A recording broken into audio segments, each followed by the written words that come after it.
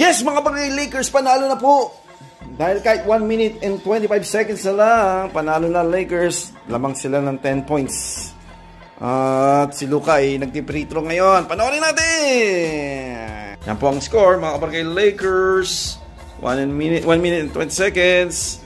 Lamang po ng 12. Dahil na-free throw po, na-shoot po ni ayun. Alright, let's jump ball po mga bagay Lakers kasi na-challenge nila, na-win nila yung challenge. Okay, LeBron got the ball. Panoorin natin ulit. Yan po ang score. Panalo na yan mga bagay Lakers, wala na to. This is it mga bagay Lakers. Panalo na nga.